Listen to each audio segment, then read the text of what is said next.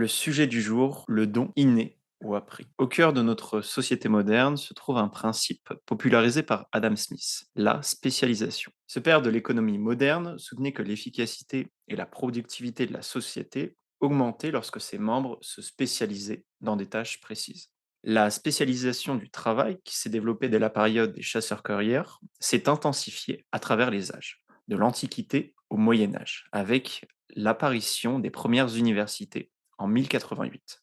Tout ce phénomène s'est intensifié jusqu'à la révolution industrielle où Adam Smith, avant l'événement et l'avènement du capitalisme, a formalisé ses avantages économiques. Ce processus a été poussé tellement qu'en plus de façonner les structures économiques et sociales, il est allé jusqu'à poser la productivité d'un individu comme son référentiel de valeur intrinsèque par rapport à sa propre vie. Une question se pose donc.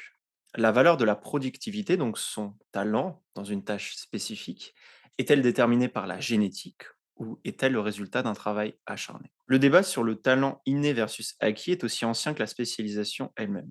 D'une part, des études scientifiques sur les jumeaux et les prodiges révèlent qu'une part significative de nos capacités, comme par exemple la musique ou le talent pour les mathématiques, est déterminée par notre génétique dès notre naissance. Cependant, la théorie des 10 000 heures nous rappelle que la persévérance et la pratique délibérée façonnent également les grands maîtres. À quel point l'environnement, le mentorat et l'accès à des ressources de qualité, la persévérance, jouent-ils un rôle crucial dans la transformation du potentiel brut en compétences raffinées? Aujourd'hui, en mêlant les archétypes de personnalité, les dynamiques du conscient et de l'inconscient, la confiance en soi et le don inné, nous chercherons à comprendre comment ces forces coexistent et interagissent dans le domaine complexe du talent. Notre exploration nous mènera à questionner si la quête de la maîtrise est véritablement limitée par nos gènes ou si le talent est bien le fruit d'un travail acharné.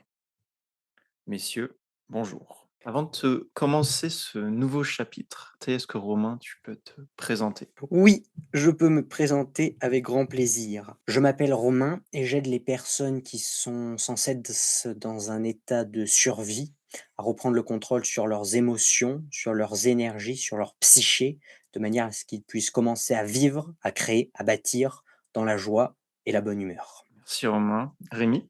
Je suis un jeune individu qui participe activement à l'éveil des consciences par rapport aux relations entre les hommes et les femmes, notamment à la psychologie comportementale du côté des femmes. Faire en sorte de créer des relations toujours plus pérennes, plus agréables, plus saines. Magnifique, merci à toi. Moi, de mon côté, je m'appelle Yann Zamit, j'ai une chaîne YouTube sur la psychologie, les archétypes de personnalité, la psychologie jungienne. Donc, j'utilise différents modèles de compréhension de la psyché humaine pour avoir l'analyse la plus précise sur votre psyché et la psyché des individus autour de vous, que ce soit votre famille, vos amis ou les personnes qui vous intéressent d'une autre manière. Est-ce que Romain, tu veux commencer par rapport à notre sujet? Oui, je veux bien. Je t'en Sujet prie. très intéressant. Merci. Le don est-il inné ou acquis? Là, on vient d'exposer la problématique, c'est-à-dire le don est-il, un objet, inné ou acquis? Et on peut opposer le don à sa capacité de production. J'aimerais commencer par un petit dilemme philosophique. Est-ce que une personne, un humain, qui toute sa vie aura travaillé dans des métiers à faible valeur ajoutée, McDonald's, intérim, des choses comme ça, pendant 50, 60 ans, mais qui, passionné de littérature, de philosophie, de poésie, s'en abreuver toute la journée et qui finit par écrire un seul poème d'une dizaine, quinzaine de vers qui va bouleverser des personnes entières, qui va faire pleurer des personnes entières, qui va être lu et relu des millions de fois à travers toute la planète. Est-ce qu'une personne comme ça a-t-elle été productive ou improductive? Voilà. Déjà, première petite question pour venir titiller des synapses qui n'auront pas forcément eu l'habitude d'être titillées. Pour moi, le don est quelque chose, d'inné. C'est-à-dire qu'on est avec sa génétique, une génétique propre, une génétique dont on n'a d'ailleurs pas percé tous les secrets.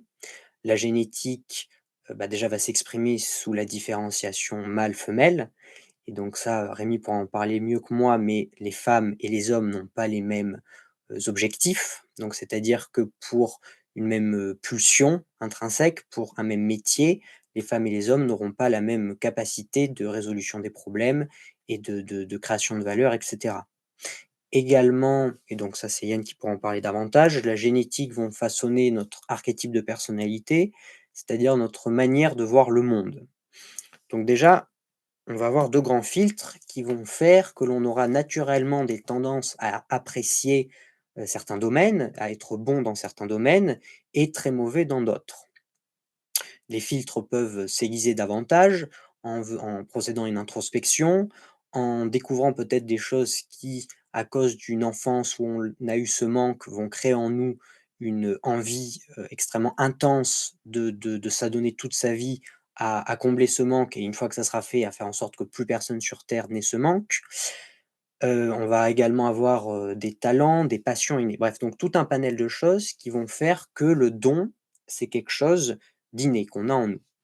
Et que d'une certaine manière, on est condamné à pouvoir être bon et excellent dans un domaine, qui soit donc, appris parce qu'il existe déjà et maîtrisé à son paroxysme ou inventé en couplant différents différents, mmh, différentes compétences. Mais on s'y oriente volontairement en fonction de notre génétique et de nous.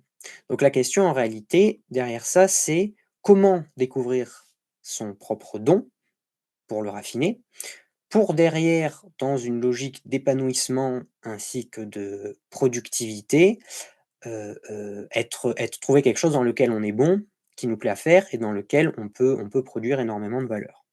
Donc voilà, ça c'était le 1er postulat que je voulais mettre en exergue. Est-ce que vous avez des points sur lesquels vous souhaitez, rebondir? Là, tu parles de manière prédominante justement de la place de l'inné dans le don. Heu, Tu en as fait donc une mention qui est très intéressante. Je pensais notamment au fait que les mystères du génome humain n'ont pas encore été complètement révélés, notamment. Heu, Est-ce que selon toi, ces mystères pourraient renfermer justement un secret tel que il n'y a rien de réellement acquis, tout est prédisposé au travers du génome et donc de la génétique et donc de ce qui nous est transmis de génération en génération? La question est vaste. Je vais répondre à partir, de mes connaissances et de la compréhension que j'ai actuellement. Je dirais que le génome va s'exprimer sous la forme que l'on appelle inconscient collectif, c'est-à-dire que vont être stockées dans l'ensemble de l'ADN des, énergies qui donc vont s'exprimer sous forme de molécules et qui dans la psyché vont s'exprimer sous forme d'une pulsion, on ne sait pas d'où elle vient, mais d'une pulsion qui est présente. Donc le génome nous limite et nous cadre dans notre expression. Maintenant, donc c'est-à-dire que d'une certaine manière, on est conditionné par notre génétique à avoir une certaine direction. Maintenant, d'après moi, la direction est tellement vaste et tellement grande avec un champ des possibles qui reste quand même extrêmement large, qu'on a suffisamment de quoi faire pour avoir le choix ou à minima l'illusion du choix. Mais derrière ça, est-ce qu'on a vraiment envie de faire autre chose? Parce que par exemple, ne serait-ce qu'en tant qu'humain, on va avoir un certain nombre de pulsions et d'envies de base, que par exemple des insectes ne vont pas avoir et vont avoir d'autres pulsions. Mais est-ce qu'en tant qu'humain, on a envie d'avoir les pulsions qu'auraient certains insectes? Par exemple, le fait de se faire couper la tête, après avoir, propagé la vie ou voilà, tout ce qu'on peut retrouver ne vivre que 3 jours et cetera. C'est-à-dire que c'est un cadre, mais c'est un cadre qui nous permet de rester heureux, d'être heureux et d'atteindre ce bonheur. Après, peut-être qu'il y a dans le génome des choses qui ne sont pas activées, mais qui activées pourraient permettre à l'homme une plus grande propension à la vie et de vivre d'une manière telle qu'il n'a jamais pu vivre à l'heure actuelle.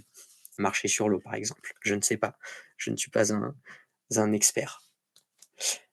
Voilà, c'est ce que j'aurais à dire d'après mon analyse. Dans ce cas-là, donc 2e question qui me vient, je vais me permettre directement d'enchaîner à ce sujet. Mmh, si on était amené à découvrir que vraiment, le la génétique jouait le rôle complètement prépondérant justement dans cette question du don, est-ce que ça ne voudrait pas dire qu'il y a cette possibilité que chaque individu réponde à une fonction principale qui en fait incarnerait, je dirais, le rôle qu'il doit jouer sur terre, précisément, la valeur qu'il a apportée sur la planète et ce qui en fait, sans qu'on le sache à l'heure actuelle, mais qui pourrait expliquer que chaque individu a joué et qu'on ne peut pas émettre de jugement quand justement à en fait, un petit peu donc comme ce que disait Einstein, c'est-à-dire à juger un poisson à sa capacité à grimper à un arbre. Donc chacun serait alors c'est ça, dans quelle mesure chacun est-ce que serait à sa place versus dans quelle mesure est-ce qu'on peut être capable d'orienter les gens à partir de l'inné? Mmh, Je sais pas si c'est très très int clair. c'est limpide. Hem, alors déjà, en tout cas, c'est ce que je crois fortement et c'est ce enfin, c'est ce que de plus en plus, de faits tendent à réaliser, c'est que chacun sur cette planète, de par sa simple constitution très concrète ADN, a un rôle très précis, unique et que personne d'autre ne pourra le réaliser aussi bien que lui. Parce qu'en fait, il est là pour ça, dans ce prisme, de cette manière-là. Donc, à partir de ce moment-là et entre autres en sortant d'un cadrage qui va, par exemple, être celui donc d'Adam Smith, celui de produire, donc la production qui n'est rien d'autre qu'une optimisation du fait de pouvoir nourrir un maximum de personnes et donc en sortant de tout cadrage, enfin de tout et entre autres du fait de devoir manger pour manger, on peut arriver à se poser les questions et à vouloir chercher dans quoi est-ce qu'on peut être tellement bon que l'on va pouvoir innover, que l'on va pouvoir casser des plafonds de verre et que l'on va pouvoir être enseigné, même si on n'a pas de diplôme, par la suite dans des écoles ou dans des universités. C'est-à-dire que le seul moyen de créer des innovations qui semblaient jusque-là impossibles, c'est de travailler son don, ce pourquoi on est bon encore, encore, encore et toujours, parce qu'en fait, c'est la chose dans laquelle on aura toujours un bonus naturel de 30 pour imager. C'est-à-dire qu'à quantité de travail égale, la personne qui a son bonus de 30 bah, elle sera toujours plus forte. Et c'est également ce bonus qui va faire que quand on arrive au plafond de verre, les 30 auront également été décalés et donc vont permettre de le casser, de repousser les limites. Donc toute la difficulté est de savoir ce dans quoi on est bon, parce que ce n'est pas souvent un domaine, mais ça va souvent être un ensemble de domaines ou un ensemble de manières de voir les choses qui vont faire que notre propre ADN, par externalisation dans nos actes, va se répercuter sur tout. Dans le travail, dans notre œuvre, dans notre réalisation, dans nos relations, dans toute notre vie, en fait. Et c'est à partir de ce moment-là où on a trouvé la chose la plus profonde, notre flamme, pour utiliser un symbole que tout le monde va comprendre, que l'on peut, dans chaque seconde de sa vie, créer quelque chose qui va être nous et que l'on va sans cesse venir optimiser, affiner, affûter pour derrière créer, donc si tout le collectif fait ça, une société où il y aura une sorte de transcendance de la production parce que tout le monde produira largement plus que ce qui va consommer. Donc finalement, le don peut amener très loin. Là, j'ai une dernière question qui sera plus fermée, je dirais, parce qu'elle ne je ne pense pas que c'est le sujet réellement d'aujourd'hui et je pense que ça vaut le coup d'être traité de manière bien plus Ouais, ample dans ouais. notre podcast. Mais la question naturelle qui me vient, c'est, hem, dans ce cas-là, est-ce que la notion de don donc qui serait inné ici, va être obligatoirement associée à l'épanouissement de l'individu? Donc l'individu peut-il s'épanouir dans ce dans quoi il est bon? Et si ce n'est pas le cas, comment faire? il n'y a pas d'épanouissement tant que l'on n'a pas trouvé sa voie. Réponse fermée.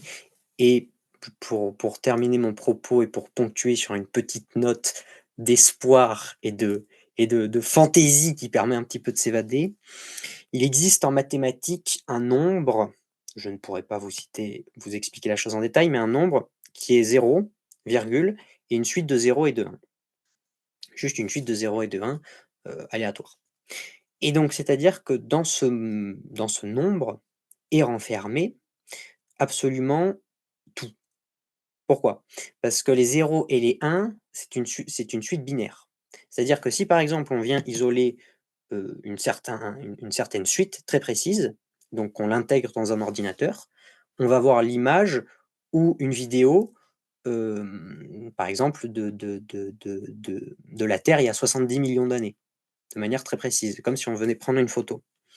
Parce que, vu qu'on a plusieurs 0 et 1, il est renfermé quelque part une image très précise de la Terre il y a 70 millions d'années. Vont être, par exemple, renfermés, des plans architecturaux de choses qu'on ne pourrait pas encore, créer. Et donc qui, pareil, par suite de 0 et de 1, vont prendre la forme d'une photo qui peut être traduite par un ordinateur.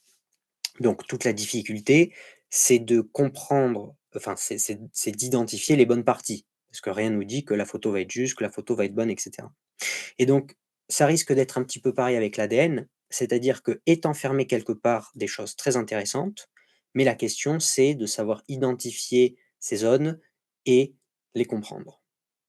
Mais si demain, l'ensemble des personnes, ne serait-ce que se poser la question et à donner un petit peu d'énergie mentale à aller dans ce sens, des recherches pourraient être mises en place, des recherches plus approfondies, autant des recherches scientifiques par des consensus que des recherches personnelles par son expérience, par itération, par essai-erreur, pour avoir un maximum de data et donc trouver finalement la clé que va rechercher tout le monde, qui est celle de ce dans quoi on est bon et le trouver de manière mathématique, presque scientifique, avec un processus clair, net et précis.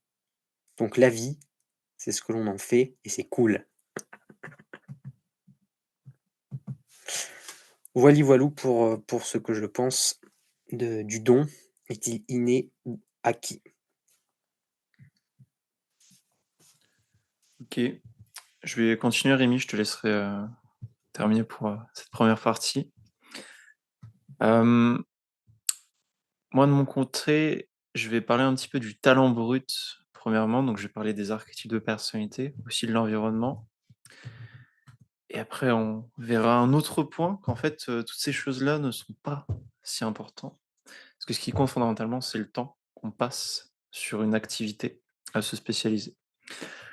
Donc, premièrement, pour parler un petit peu du talent brut. Donc, je, je considère qu'il y a 2 choses. Il y a vraiment le potentiel. Donc, imaginez que vous avez un potentiel pour, chaque type d'activité qui peut aller de 0 à 100. Voilà, vous avez votre potentiel et après il y aura la spécialisation que vous allez faire qui va vous permettre d'atteindre votre plein potentiel.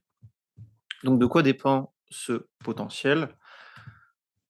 Comme vous attendez, je vais vous parler un petit peu des personnalités. Donc ça dépend simplement de votre archétype de personnalité. Donc pour les gens qui n'auraient pas vu les 2 podcasts ou qui ne sont pas au courant de ça, il existe 16 types de personnalités, 16 archétypes de personnalité qui sont déterminés par des fonctions cognitives, la logique, la capacité à être dans l'instant présent et créer, la capacité à raisonner de manière abstraite, d'avoir de l'intuition pour son propre avenir ou pour le futur des autres, toutes ces choses-là. Et quand vous combinez ces fonctions cognitives, par exemple la logique et l'instant présent, vous pouvez créer des choses. Quand vous combinez la logique et l'intuition dans le futur, ça permet de comprendre des opportunités, d'innover. Quand vous combinez votre ressenti interne, vos émotions à la création, ça crée de l'art. Donc vous combinez ces fonctions cognitives.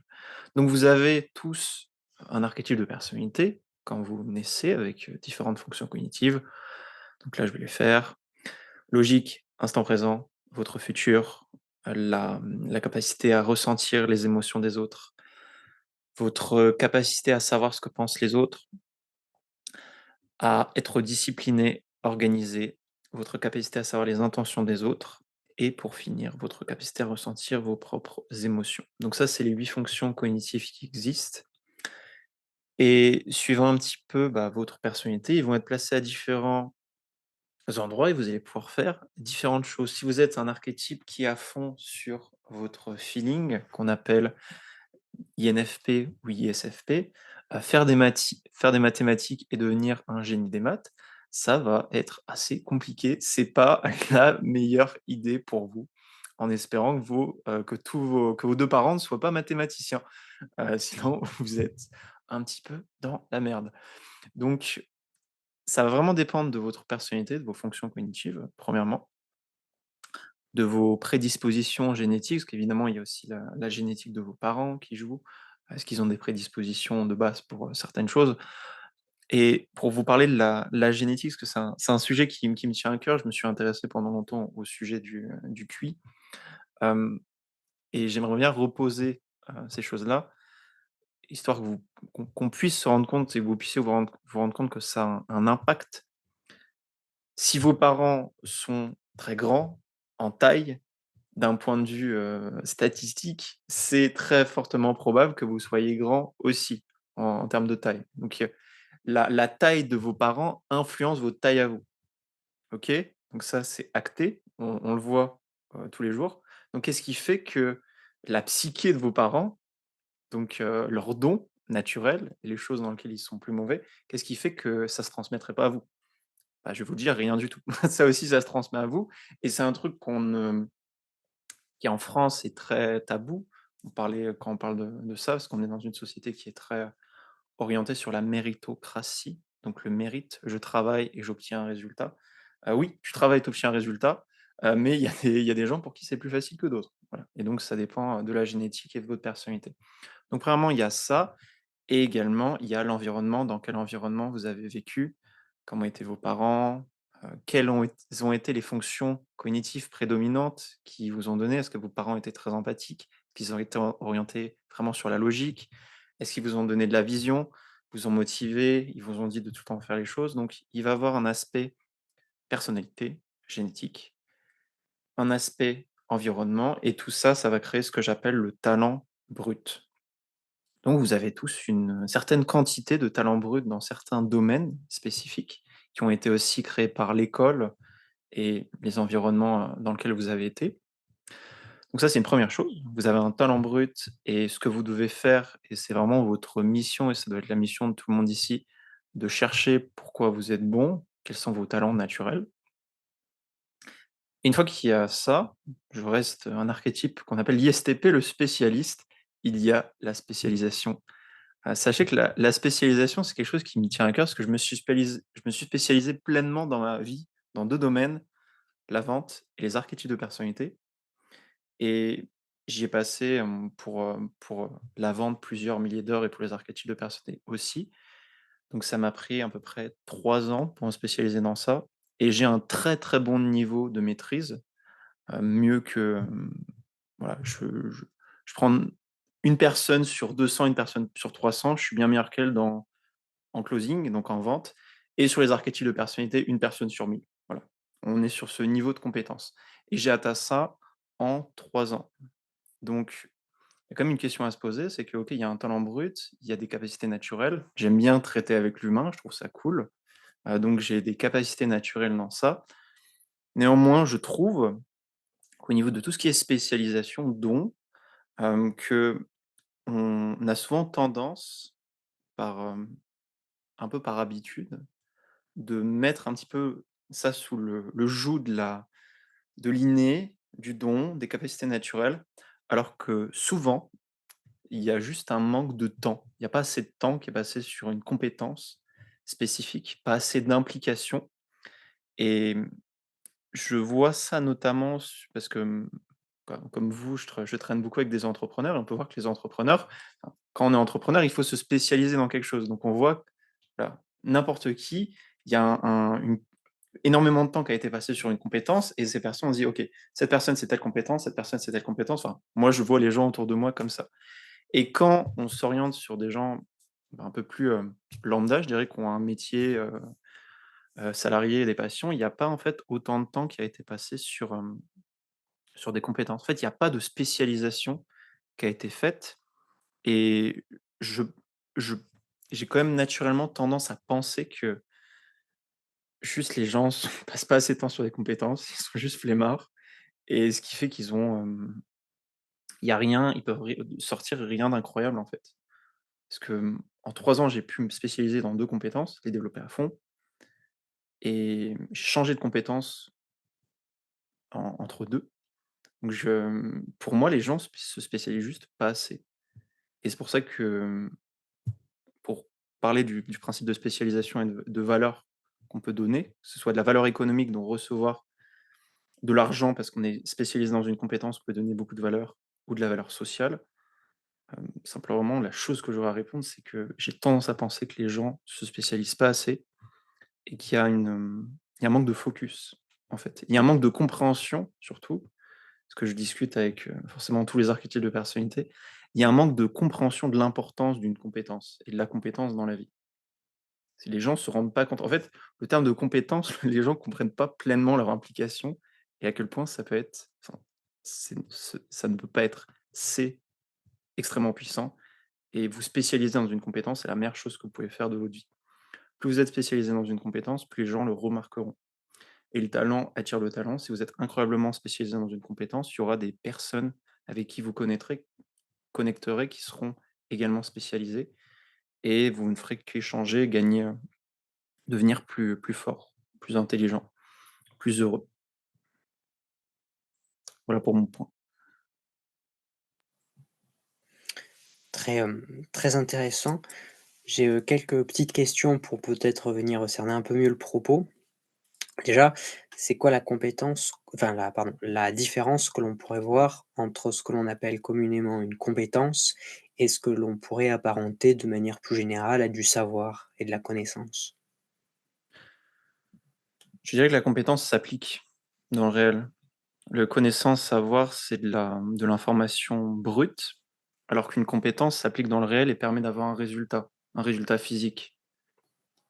Quand on parle de compétence, on parle de concret, justement, de résultat. Quand on dit que quelqu'un est compétent, c'est qu'il peut créer du résultat dans le monde physique. N'importe quelle forme de résultat, monétaire, financier, social, en termes de création. Il y a une création de valeur, en fait, quand on parle de compétences. C'est comme ça que je pourrais te le définir et que je le vois. Et est-ce que tous les archétypes peuvent développer une compétence? C'est sûr. Enfin une ou plusieurs d'ailleurs.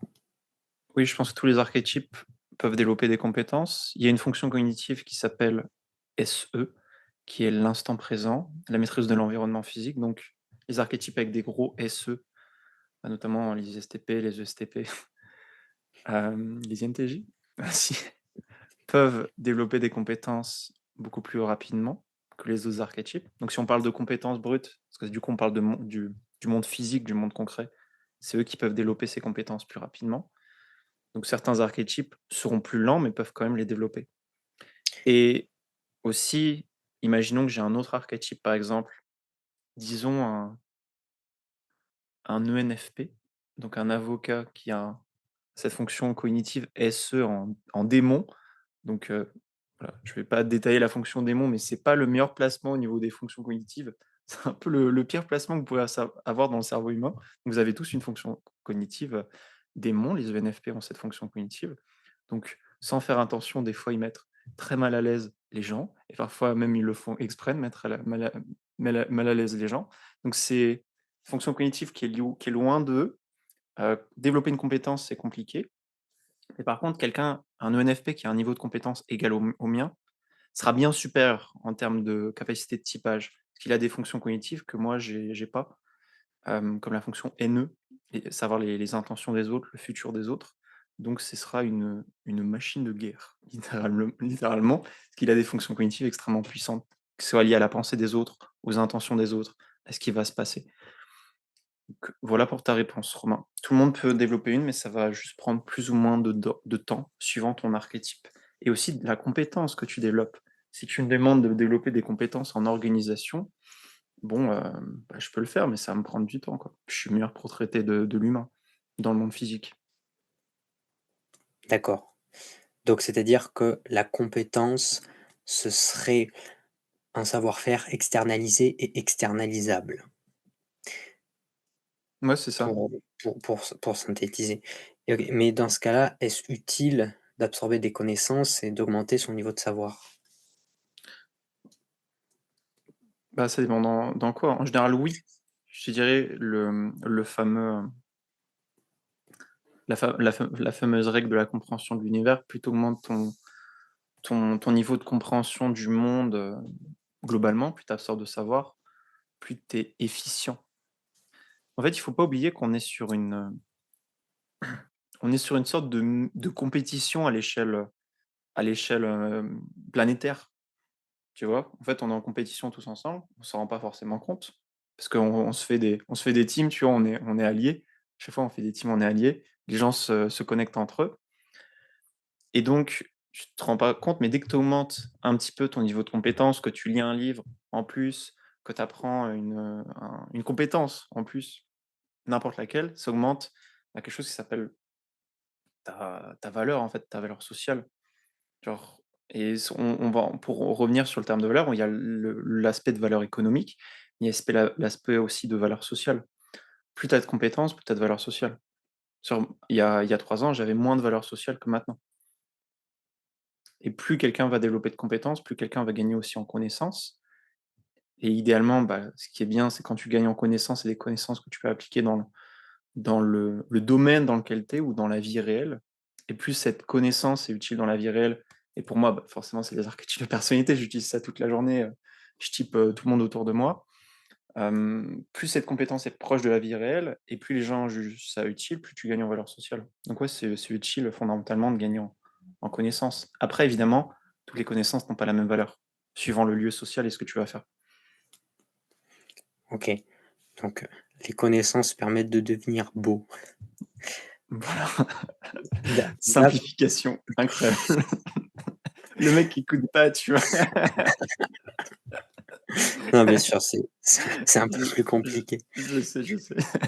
Pour donner peut-être un petit ordre d'idée, en combien de temps est-ce qu'on peut devenir meilleur que 90 des gens, très bon, puis un maître absolu?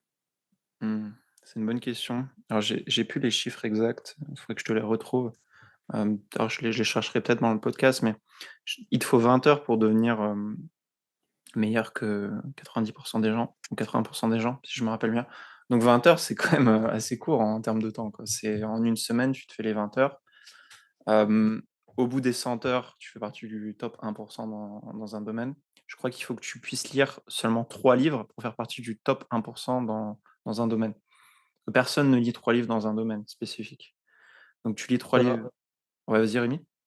ouais, juste par rapport aux 100 heures, c'est exactement ça. C'est 20 minutes par jour, en gros, à peu près, ce qui fait, enfin, sur l'espace d'un an, les 100 heures qui permettent d'atteindre le top 1 dans une compétence. Voilà et Ça paraît quand même ridiculement faible. Enfin, c'est très simple, quoi. ouais, ouais, c'est simple. Mais du coup, tu lis 3 bouquins dans un domaine, tu es dans le top 1 et après, bah, là, c'est là où tu vas passer, bah, les fameux 10 000 heures, tu vois?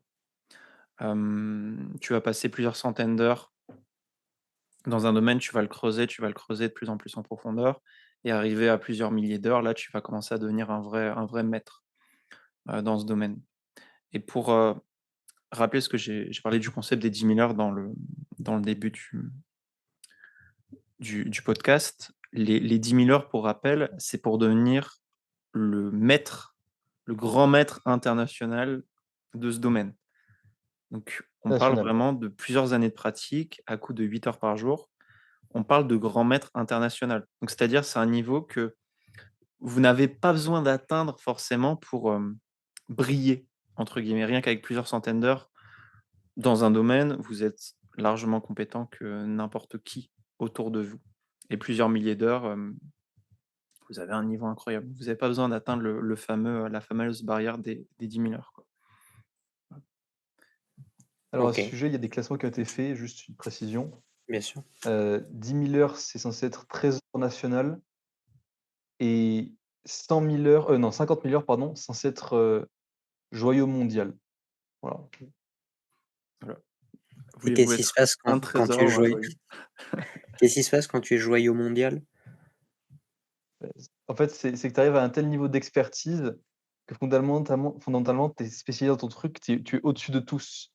C'est-à-dire tu es, si tu te considérais comme étant second dans ton domaine, personne n'aurait le courage de s'estimer premier. C'est ça que ça veut dire.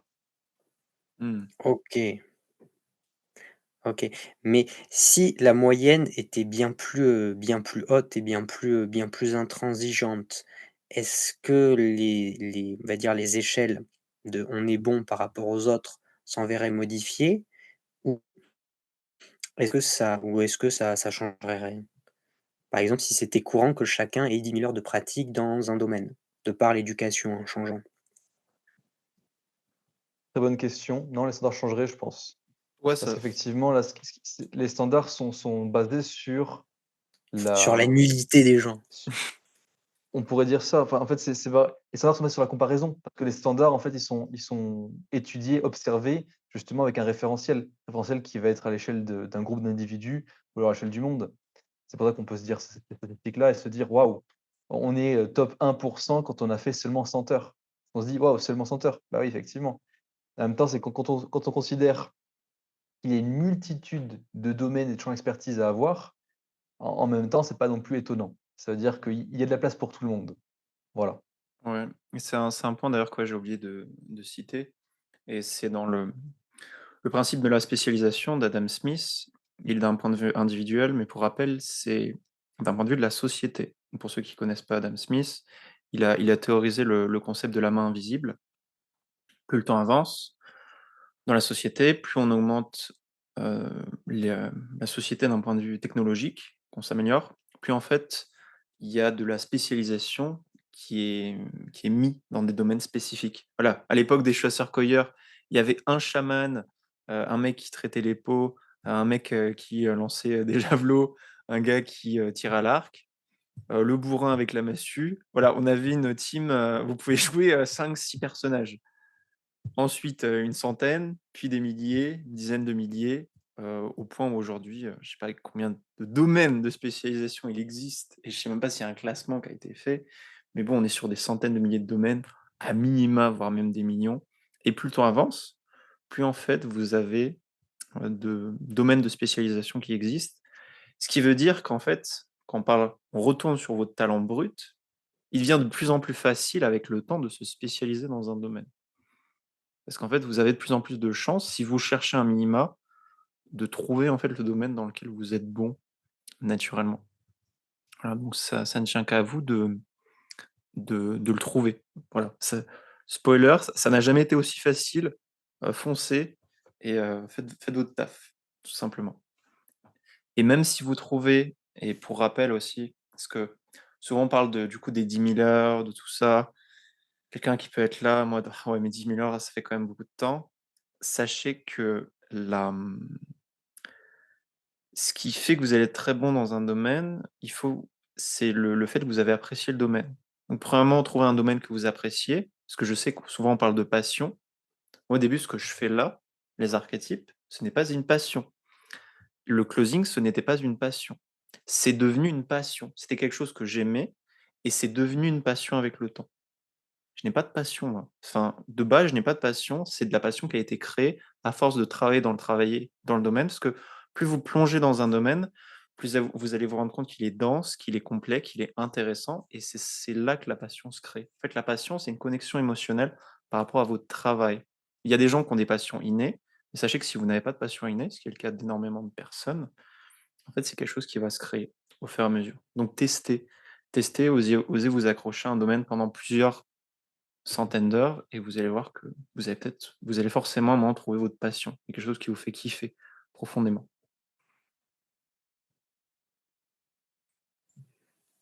Très Rémi, intéressant, je n'ai ouais. plus de questions. Rémi, si tu une question, si tu veux continuer, vas-y.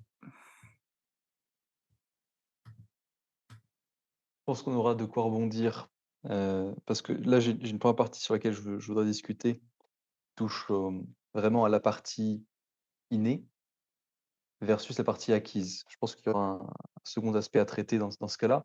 Donc je pense que je vais commencer par rapport Vas-y. à la partie de l'inné, dans le cadre des relations hommes-femmes, précisément dans le cadre de la séduction et des relations. Déjà, on peut se rendre compte d'un point de vue génétique qu'il y a une forme de don au fait d'être physiquement attirant. Forme de don, pourquoi? Parce que forcément, il y a une partie de la population qui va être catégorisée comme étant belle, physiquement attirante. Il y a pas le choix et ça va être par culture, c'est-à-dire qu'il y a quand même cette notion de standard de beauté. Il y a 3 types de standards, on va dire. Les standards de beauté qui vont être, globaux, c'est-à-dire à l'échelle du monde, à l'échelle d'une espèce en réalité, d'accord? Il y a les standards de beauté qui vont être à l'échelle d'une culture ou d'une sous-culture, on pourrait le dire. Et enfin, il y a les standards de beauté qui vont être de l'ordre de l'individu, c'est-à-dire des goûts personnels, qui vont être composés fondamentalement de de ce que l'individu aura eu comme expérience avec tel ou tel type de personne, telle ou telle apparence physique, qui va définir que cette personne va être attirée par ce physique. Je parle de tout ça parce que vraiment, on peut relever du don que le fait d'avoir une facilité à mettre en avant certaines caractéristiques physiques vis-à-vis d'autres personnes dans le cadre d'une danse rituelle, qui aurait lieu pour pouvoir attirer le partenaire d'ailleurs on pourrait dire, qui serait propice pour la procréation. Parce qu'en réalité, l'espèce humaine, tout comme les animaux, le but ultime après la danse rituelle, ça va être la procréation. Donc jusque là, très bien. Maintenant, comment est-ce qu'on peut caractériser ces différents, traits?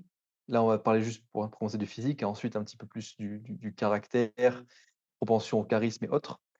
Mais comment est-ce qu'on peut caractériser ça?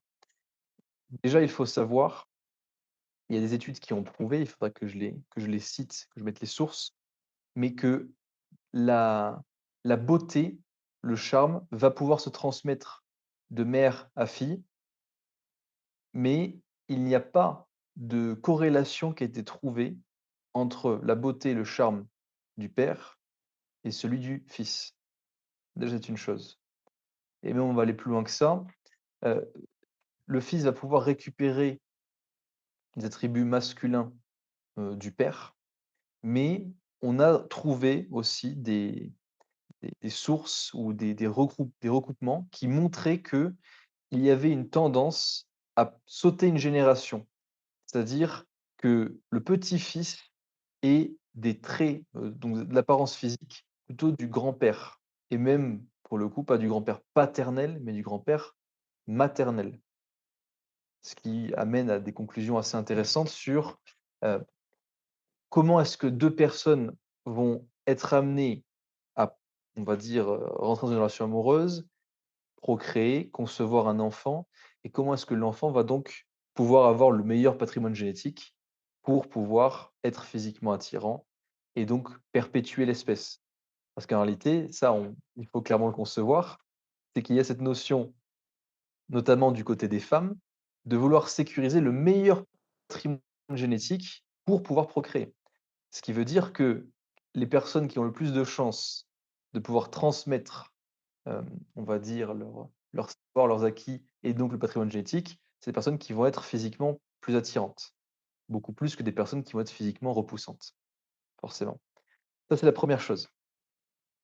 La deuxième chose que je voulais discuter, donc là, c'est par rapport aux avantages qui vont être innés, dans le contexte de la séduction par rapport à l'apparence. Deuxième chose, c'est tout ce qui touche au charisme, à l'intelligence émotionnelle, à la fidélité, à l'empathie et à la communication. Donc 5 grands sujets desquels on peut trouver justement quelques prédispositions génétiques, effectivement et qui vont pouvoir jouer aussi, notamment un rôle assez majeur dans les relations amoureuses. Ce que ça veut dire, c'est que effectivement, on va trouver une forme d'incompatibilité chez certaines personnes, entre elles, avec donc d'autres personnes, simplement sur le fait que, alors pour le grossir, pour caractériser, mais qu'elles aient un gène long de la fidélité. Un gène long qui impliquerait justement d'avoir plus de difficultés à rester avec la même partenaire, par exemple. Vous voyez? Ce qui impliquerait quoi? Ce qui impliquerait que justement certains individus ont une propension à la tromperie. La tromperie qui sera dans le cadre des relations amoureuses, aussi dans d'autres cadres de la vie, ce qui va, on peut le déduire, faire en sorte de les empêcher de tisser des liens de profondeur avec d'autres individus, parce qu'ils seront toujours dans le risque et partiellement malgré eux, même si encore une fois on peut résister dans une certaine mesure les pulsions, mais à quel point? C'est aussi le sujet. Mais ils vont se retrouver donc malgré eux dans un cas où, par pulsion, ils vont être amenés à tromper. Tromper leur partenaire ou alors ça peut être, mentir, ça peut être faire quelque chose en tout cas de déplaisant et qui serait vraiment très peu apprécié par l'autre partie. Ça, c'est valable pour la fidélité et donc le cas de la tromperie ou d'agir comme ça. Maintenant, c'est vrai qu'on peut l'associer aussi à des traits de caractère selon les archétypes et donc c'est pour ça qu'on peut aussi lier, c'est très intéressant que tu en redises dessus Yann, et lier un petit peu de aux archétypes le le le patrimoine génétique des individus.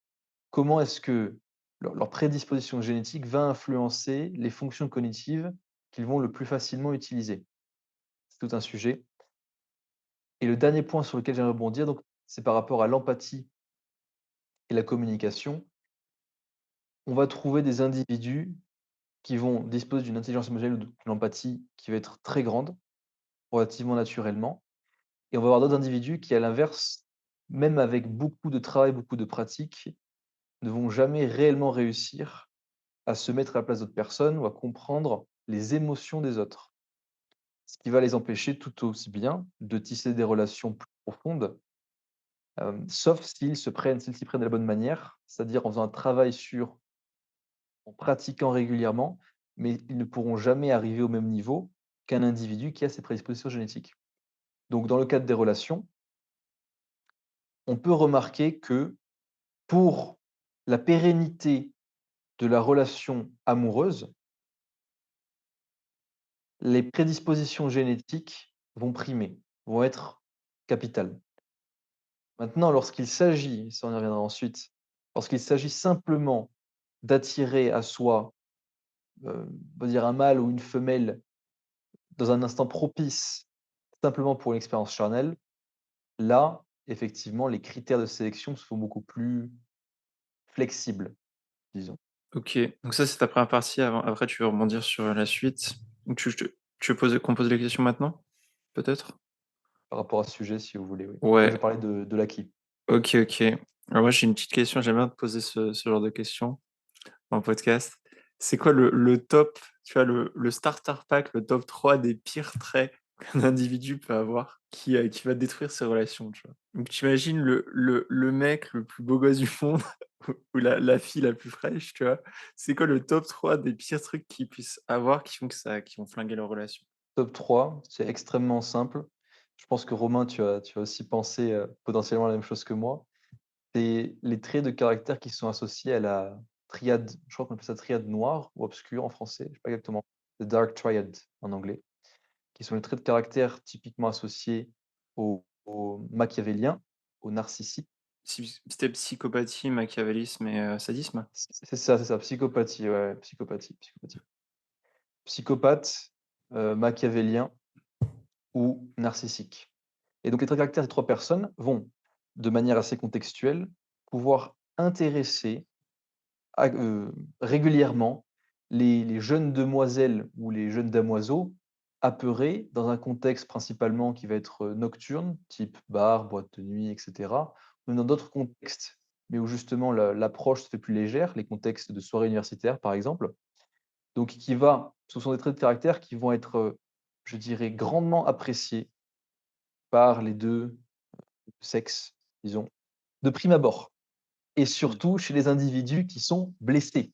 Blessés et toxiques, bien sûr. À l'inverse, pour la pérennité de la relation, là, ça sera généralement complètement rédhibitoire parce que la personne qui est sous le coup d'un individu qui dispose des traits de caractère propres aux 3 archétypes qu'on a vus donc, narcissique, psychopathe et machiavélien, va généralement, progressivement tomber dans, heu, le chaos, la dépression, peut-être parfois, la psychose et pour mener au suicide, d'ailleurs. OK. C'est vachement intéressant que tu parles de ça parce que je sais pas si tu avais un peu cette traîne au niveau, séduction, chez les gars, en mode ouais, plus tu as les trucs de la triade noire, plus du coup tu as de chances de séduire une femme et c'est bien de rappeler que, c'est, on parle quand même pour rappel sadisme, psychopathie, voilà, c'est des trucs qui sont considérés comme des maladies ou des trucs, déviants et genre, salement et pas acceptés de la société. Donc c'est bien de rappeler que, c'est pas ouf d'avoir ces traits, et il faut pas, faire en sorte que vous essayez de les pousser parce que c'est pas des choses positives et vous avez d'autres moyens, d'autres leviers, pour séduire des membres du sexe opposé. Je parle notamment parce que c'est une trend qui était vachement chez les gars. Hem, Si vous êtes un gars, Qui vous existe aussi chez les avez filles. chez Qui les existe chez aussi les chez les filles. chez les Je filles l'ai aussi? observé, Incroyable. c'est complètement fou. Complètement fou. Non, sérieux? Si, si, si, si, si, si.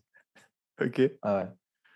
Non, c'est zinzin. J'aimerais quand même nuancer en disant, en fait, c'est pas basé sur rien. C'est-à-dire que c'est pas juste: «Oh, étrangement, les personnes du sexe opposé vont être attirées par les traits de caractère», en apparence en tout cas, de manière superficielle, par les traits de caractère de la triade noire.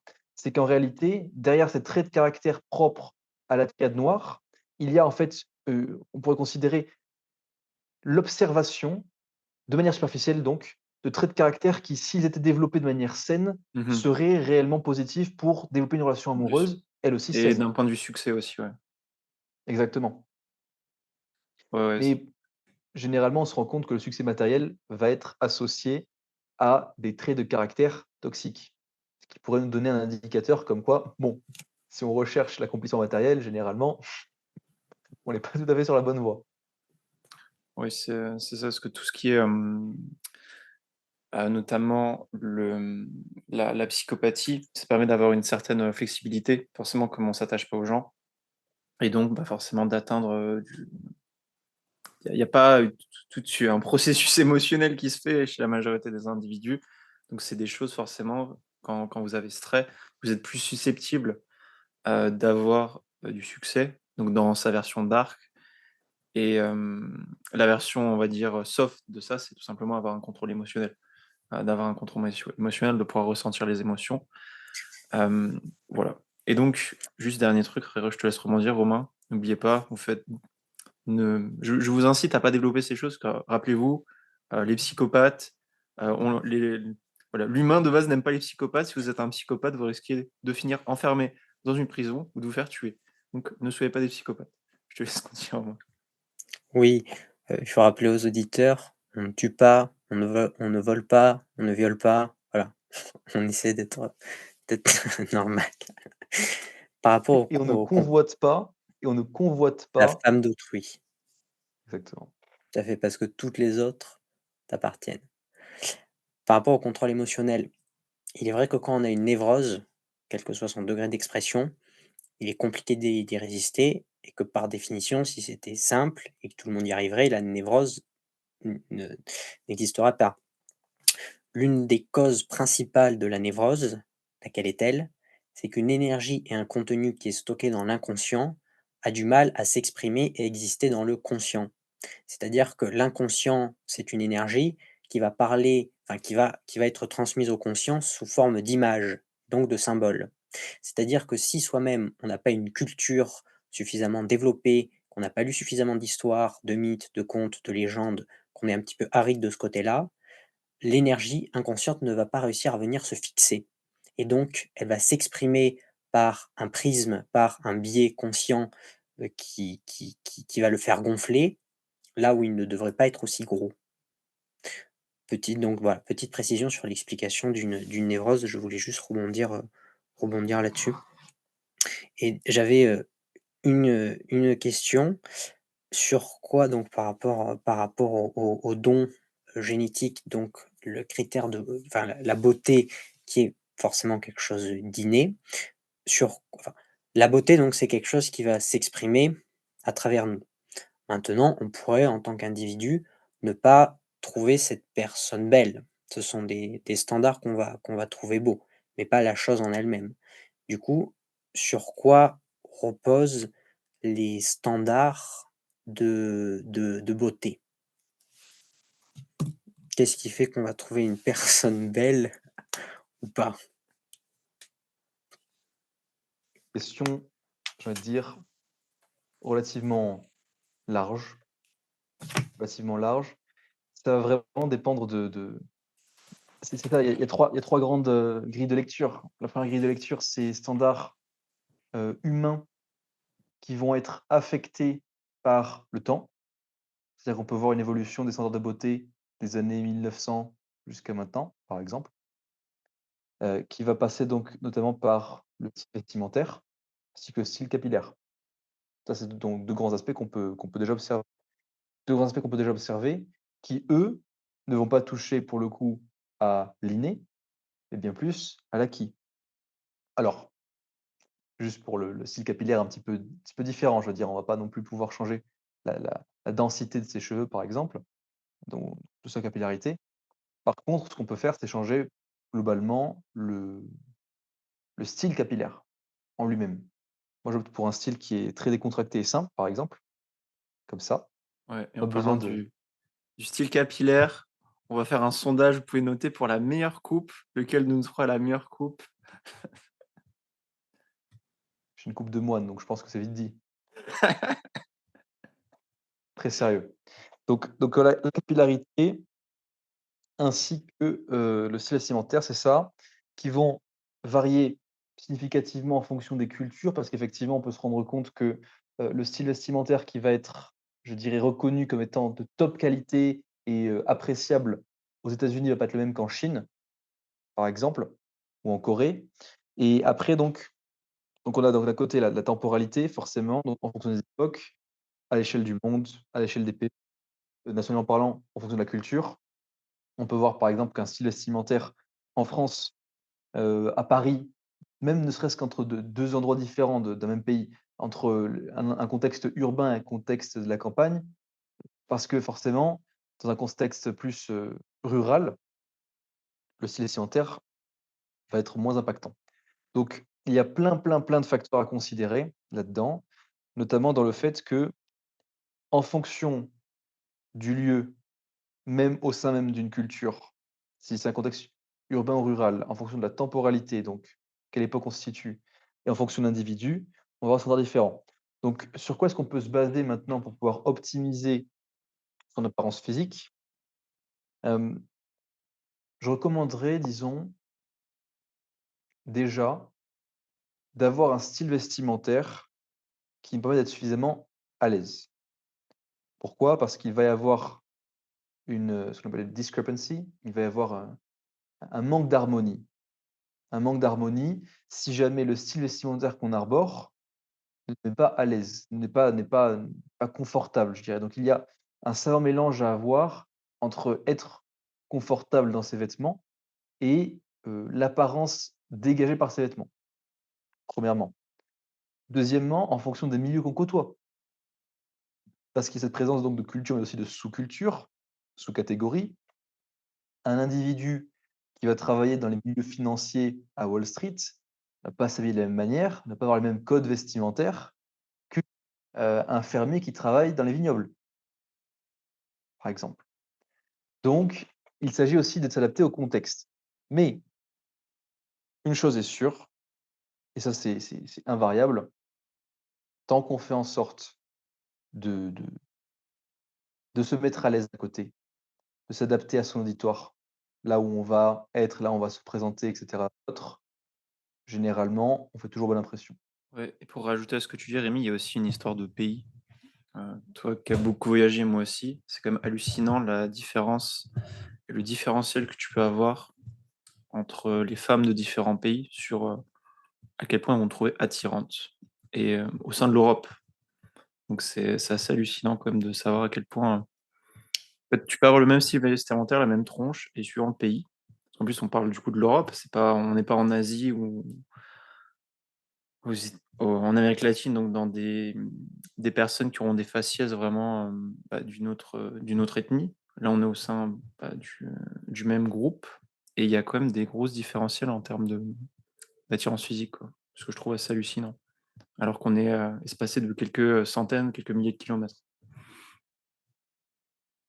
C'est culturel, tout simplement. On a les cultures et les sous-cultures. Les cultures, donc à l'échelle d'un pays qui va s'appartenir un petit peu à l'histoire du pays. Généralement, la culture est basée sur l'histoire du pays, forcément. L'histoire du pays et aussi sa géographie, on pourrait dire, le climat du pays, forcément, entre autres, d'un côté. Et sous-culture, au sein même d'un pays, on va pouvoir avoir différentes classes, différentes castes, même parfois on pourrait dire. En fonction de ça, il va falloir s'habiller selon le contexte, forcément. On va pas s'habiller de la même manière si on est, si on côtoie, quotidiennement des individus, qui sont dans les top Fortune 500 que si on côtoie des étudiants, de lettres, forcément. Quoique. Quoique, on s'habillerait quand même moins bien si on était avec ceux du Fortune 500, juste en t-shirt noir et jean, c'est tout, Oui, mais sur mesure. sur mesure. Ok, je n'ai point d'autres questions. Si tu veux continuer ton développement, Rémi, par rapport à la deuxième OK. partie. Ah ben oui, pas de souci. Fais-toi plaisir. Très bien, la deuxième partie donc par rapport au talent acquis cette fois-ci dans le domaine de la séduction et des relations. Si on prend l'exemple des 10 000 heures. 10 000 heures appliquées en séduction, qu'est-ce que ça fait? Ça crée un monstre. Un monstre qui, littéralement, à qui on devrait mettre une pancarte: «Messieurs, cachez vos femmes». Voilà, donc très dangereux, extrêmement dangereux. Pour quelle raison? Parce qu'en réalité, alors ça, il y a quelque chose d'ailleurs de très intéressant, qui est que les femmes vont avoir, c'est principalement pour les femmes, pas pour les hommes. Les femmes vont avoir une perception biaisée de la beauté chez l'homme, avec un individu qu'elles ne connaissent pas. Par biaisé, je veux dire que en fait, la la courbe, en fait, de notation entre 0 et 10 va se reculer. C'est-à-dire qu'il va y avoir beaucoup plus de personnes qui se situent entre 2,5 et 5, 6 et personnes qui se trouvent entre 8 et 10. Mais dès le moment où elles deviennent familières avec un homme, la courbe se remet normalement. C'est-à-dire donc 0 à 10 avec bien sûr donc une médiane à 5 et correctement, étalée des 2 côtés. Ce qui veut dire quoi?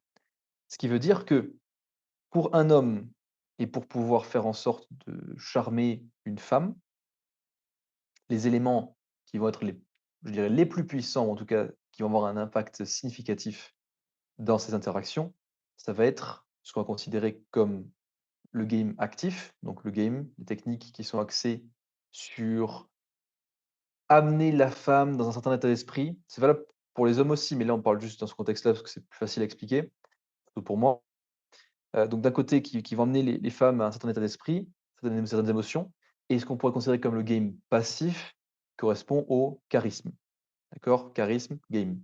En considérant ces 2 choses, en faisant un travail sur ces 2 aspects, hem, les hommes peuvent atteindre des niveaux de valeur, des niveaux de valeur globaux plus élevés. Ce que je veux dire par là, j'en ai parlé justement hier, c'était assez intéressant. On prend un individu qui, en tout et pour tout, il n'a travaillé sur rien. Et juste, il n'a pas fait de sport ni rien quoi que ce soit, il n'a pas optimisé son style vestimentaire ni quoi que ce soit, va être à, 2,5 ou 3 sur 10, nosé par les femmes. D'accord? On fait en sorte de lui faire un relooking, quelque chose qui matche vraiment son style. On le fait aller à la salle de sport, on le fait bien manger, on le fait bien dormir. Il va monter de 3 à 5. Donc déjà, il arrive dans la moyenne, ce qui est déjà énorme, énorme. OK? Et maintenant, si en plus de ça, on le fait travailler sur son charisme et sur son game. Sachant que le game de base, c'est quelque chose qui a été développé, réellement, en tout cas à considérer ainsi, ça a été développé, heu, il y a de ça une trentaine d'années maximum, comme tel qu'on le connaît aujourd'hui en tout cas, même si ça a toujours eu, heu, ça a toujours existé, mais juste ça n'avait pas cette dénomination-là et c'était associé généralement à la communication du charisme. Mais si en plus de ça, on lui rajoute donc un trait sur le charisme, un trait sur le game, il peut passer de 5 à 7, voire 7,5. Ce qui veut dire que à ce niveau-là, il va pouvoir littéralement, avec un échange d'énergie qui serait considéré comme 50-50, aller charmer des femmes qui seront à 7,5. Là où les femmes qui, elles, seront notées à 7,5, ça va primer principalement, leur valeur va être basée principalement sur l'apparence physique et juste en dessous, la personnalité et traits de caractère. Quand je dis juste en dessous, ça ne veut pas dire que c'est moins important, c'est juste qu'il y a toujours cette barrière de physique initiale forcément et juste ensuite, il y a la personnalité. Donc qui arrive juste mais comme pour les hommes en réalité, parce que donc d'abord il y a quand même l'apparence physique. C'est pour ça qu'un homme va pouvoir se démarquer avec du charisme du game, mais il faut quand même que de base, il ait optimisé un tant soit peu son apparence physique, sans quoi ce sera impossible. Donc la partie génétique et donc tout ce qui touche à l'inné va jouer un rôle, effectivement, mais on peut quand même travailler sur ça. On n'est pas condamné à rester, à une valeur nominale intrinsèque de 2/10 ou de 2,5. Il faut juste se bouger le popotin. J'ai une question par rapport aux femmes. Donc là, tu parles d'apparence physique. Hem, à quel point le style vestimentaire joue dans l'apparence physique? Du coup, apparence physique, on prend en général le, la tête et du coup le corps. Et j'ai l'impression que chez les femmes, le style vestimentaire joue encore plus que chez les hommes, parce que les femmes passent beaucoup plus de temps, en général, sur leur style vestimentaire. Mais, tu vois, en fait, à quel point ça joue, selon toi, ça joue dans la note globale? Parce que j'ai l'impression et c'est triste et c'est assez dommage, hem, des filles très jolies vont naturellement avoir une meilleure apparence, vestimentaire que des filles, moins jolies. En fait, elles vont prendre plus soin d'elles et vont avoir une apparence, vestimentaire, plus développée. Enfin, moi, c'est ce que j'ai observé. Tu es pas sûr, mais Rémi, Non, bon, dis-moi à quel point ça joue, tu vois? je veux te dire, c'est un biais cognitif OK. qui est simplement que les personnes qui physiquement sont attirantes et charmantes, fondamentalement, tout va leur aller. C'est-à-dire Intéressant. qu'une personne comme ça, littéralement, va pouvoir porter, j'ai envie de te dire presque un sac à patates, que ça lui ira. Quand tu vois le nombre de mannequins qui portent des collections où tu te dis: «Mais attends, oui, c'est de l'art, effectivement, c'est quelque chose d'extrêmement abstrait». Et tu vois ce qu'ils portent, d'un point de vue standard de beauté, tu te dis: «Ça ne correspond pas du tout au standard de beauté» et pourtant ça leur va et ça fonctionne. Et ce n'est pas, disharmony, c'est pas ça n'enlève pas à l'harmonie de l'ensemble, tu vois?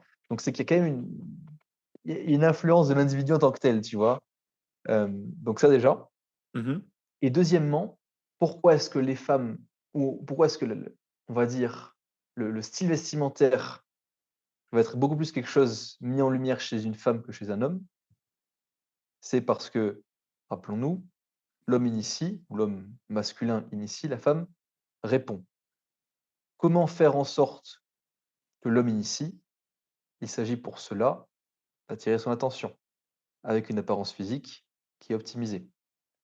Là où pour un homme, ce sera pas nécessaire parce que c'est l'homme qui va initier et donc il va s'introduire à la femme et c'est là qu'il fait son impression. Là où l'impression que la femme fait sur l'homme va être généralement pré-interaction, pré-interaction, pré-communication. Même si on pourrait le considérer comme une communication en fait, non verbale, parce que OK. c'est le voilà. Et dans le du coup, l'attirance globale, est-ce que tu peux me dire à quel point ça pour répondre à la question, à quel point ça joue? Parce que quand même, enfin, OK, il y a des filles très jolies qui sont habillées comme des sacs à patates, mais du coup, il y a des sacs à patates et il y a des filles qui sont extrêmement bien habillées, super classe, super bien apprêtées. OK, Ça te une suffit? fille 5/10, une fille 5/10 sans compter juste en apparence pure physique, OK, c'est-à-dire ouais, le OK. visage et le corps, elle peut monter à 8/10 avec un style vestimentaire ultra optimisé et un maquillage optimal. Je ne sais pas si tu imagines ce que ça peut faire comme miracle ou comme horreur, le maquillage, J'ai déjà mais vu, oui, je sais, je suis au courant. c'est complètement fou. C'est complètement fou. C'est pour ça que personnellement, je suis, une politique, cette habitude, c'est avec une femme, je lui dis: «Écoute, je serai naturel, je serai au naturel, sois-le aussi, pas de maquillage». C'est ton choix, Rémi. Félicitations. Je me OK. positionne. Vas-y, Romain, je te laisse, continuer. Oui. Tout à l'heure, tu as dit qu'à 10 000 heures de pratique, on est une machine en en séduction. De manière globale, on a pu voir qu'après 10 000 heures de pratique, on est une machine dans n'importe quoi. Qu'est-ce qu'est-ce qui se passerait après la logique Le joyau national. Trésor national à 10 000, joyau mondial à 50 000. à 50 000 heures de séduction. Mais quel résultat est-ce qu'on peut avoir et quel niveau est-ce qu'on peut avoir à 20 heures et à 100 heures qui sont certainement plus accessibles à la majorité des personnes? Ouais, si tu peux faire un espèce de Pour classement en fonction du nombre d'heures, ça peut alors, être cool. bien sûr, plus on pratique, plus on sera bon, mais on va dire les résultats qu'on peut avoir et ce qu'on peut réussir à concevoir. Très pertinent. Déjà, il faudrait mettre un ordre des priorités pour comprendre sur quoi est-ce qu'on devrait travailler. Parce qu'en fait, quand on y réfléchit, il y a énormément de domaines qui sont concomitants et qui se rassemblent tous pour venir former justement cet ensemble qui est la valeur, qui non pas est la valeur perçue et la valeur réelle d'un individu. Par valeur perçue, ça veut dire comment est-ce qu'on va jeter de la poussière aux yeux à quelqu'un pour lui faire croire qu'on a une valeur qui n'en réalité pas le cas. Donc c'est quelque chose de superficiel. Valeur réelle, c'est valeur profonde. Moi, je le base généralement sur, je dirais, 3 grands aspects. La base de la base qui va faire que déjà on va avoir une bien meilleure énergie. Non, même 4 grands aspects. Numéro 1, c'est un sommeil ultra qualitatif. On dort bien, on se sent bien et on fait les choses bien. On a une bonne énergie, on est capable de communiquer avec 100 de nos capacités cognitives. Là où si on enlève 1 heure, on perd entre 15 et 20 on enlève 2 heures, on perd jusqu'à 45 Bon, ouais, c'est beaucoup. Donc le sommeil. En 2, c'est une bonne alimentation. You are what you eat. On est ce qu'on mange, effectivement. Plus on mange de la nourriture de qualité, par exemple les ingrédients du jardin, on va chasser le gibier, par exemple, on élève des vaches, peu importe, plus on va se sentir bien aussi et plus aussi on va avoir un physique, propre, en mangeant bien, en mangeant équilibré, forcément, on le sait, non. 3e aspect, suite logique, c'est quoi? C'est l'activité sportive. Forcément, une activité sportive régulière, que ce soit un sport, quel qu'il soit, ou aller à la salle de sport, ça peut être plus simple pour ceux qui sont dans le contexte urbain. Pareil, qui va renforcer notre apparence physique. C'est quelque chose de naturel qui vient, s'imbriquer dans tout notre processus pour devenir une meilleure version de nous-mêmes. 4e aspect, c'est l'optimisation sexuelle. Pourquoi? Parce que c'est impossible de devenir un homme de haute valeur, un homme phénoménal, si on passe du temps seul dans sa chambre, en train de s'astiquer le poireau. C'est possible. Et David Deida, je citerai David Deida qui a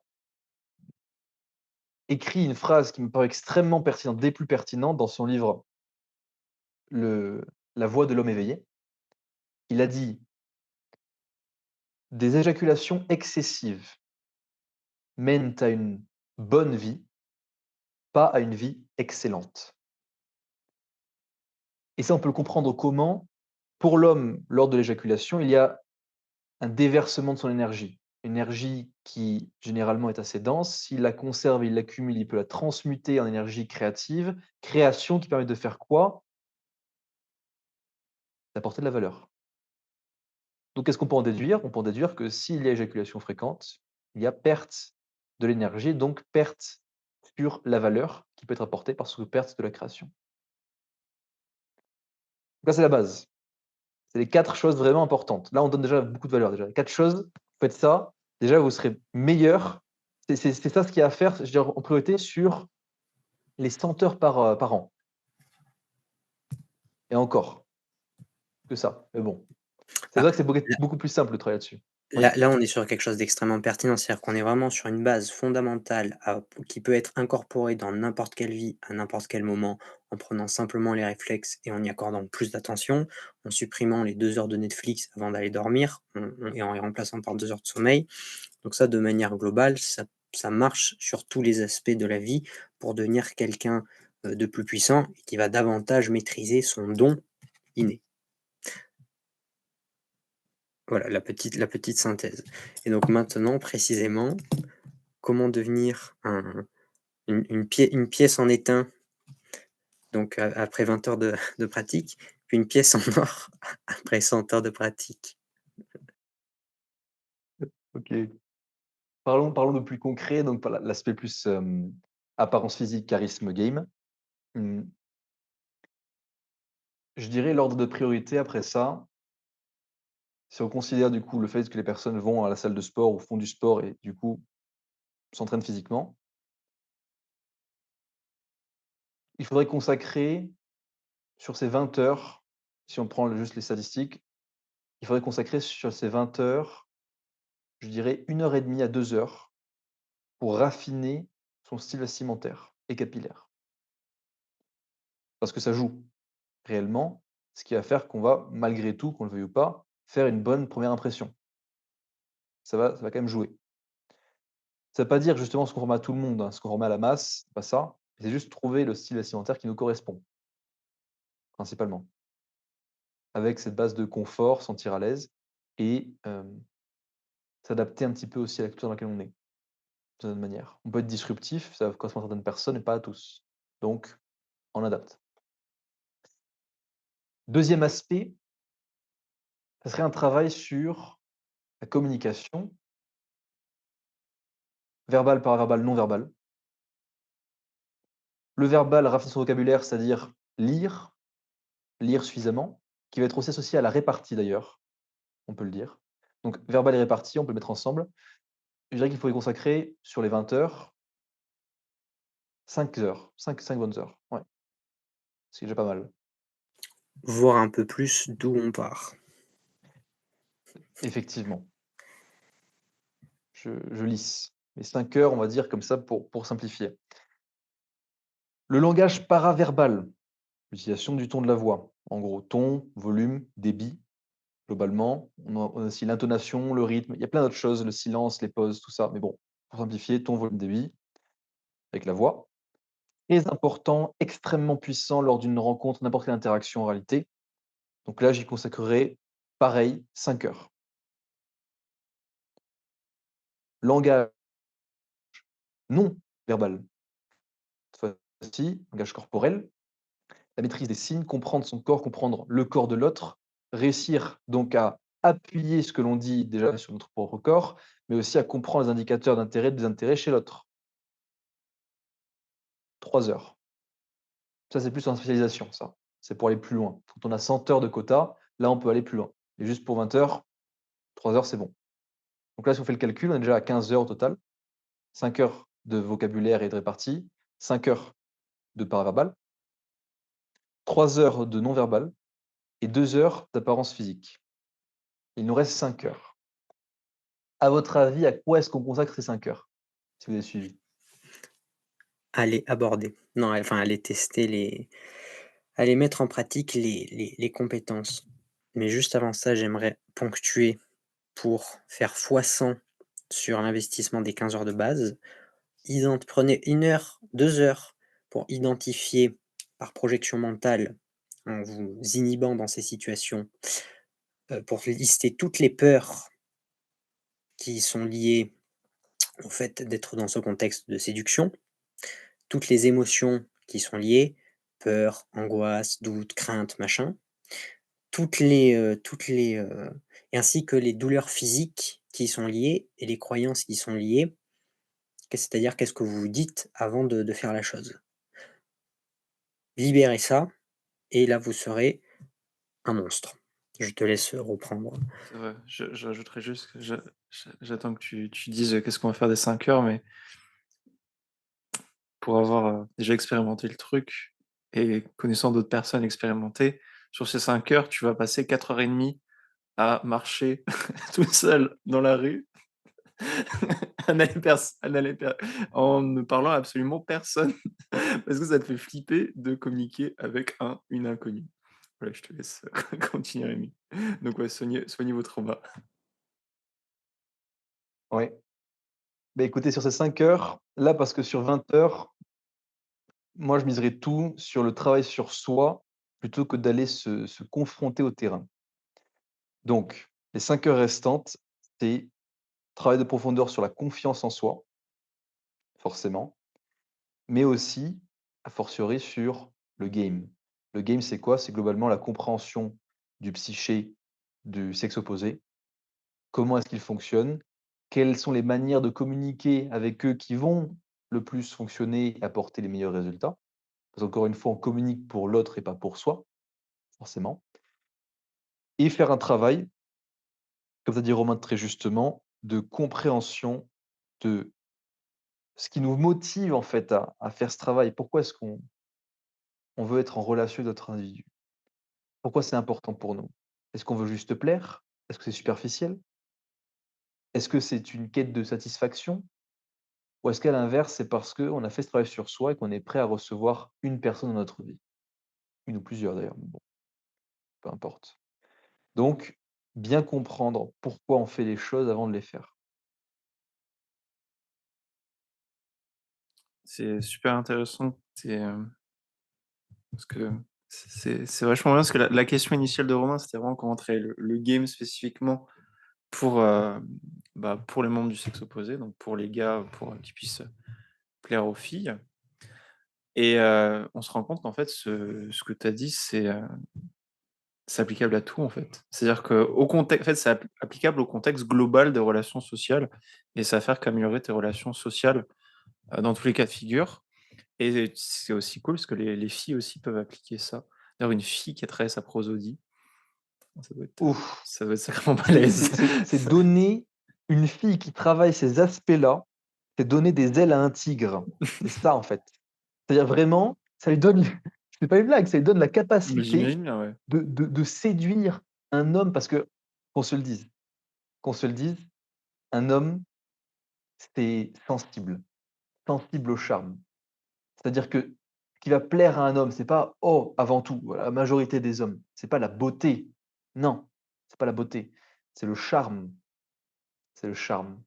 Et l'homme qui est sensible au charme, parce qu'il va avoir une femme qui sait exactement quoi lui dire, comment lui dire et qui va l'enivrer avec sa saveur, avec son côté suave, cet homme-là, on l'a perdu.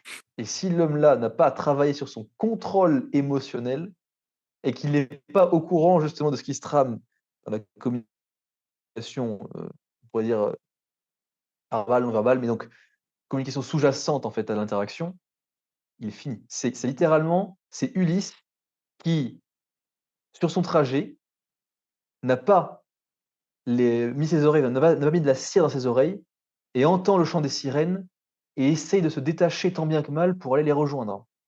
Il se fait enivrer. Il n'est même carrément pas attaché. Il n'est pas attaché. Il est attaché, si, si. Il est attaché, OK. Il est impérativement attaché, sinon il se fait buter. Mmh. Sinon Non, il mais va voir les sirènes, il plonge, il se fait bouffer.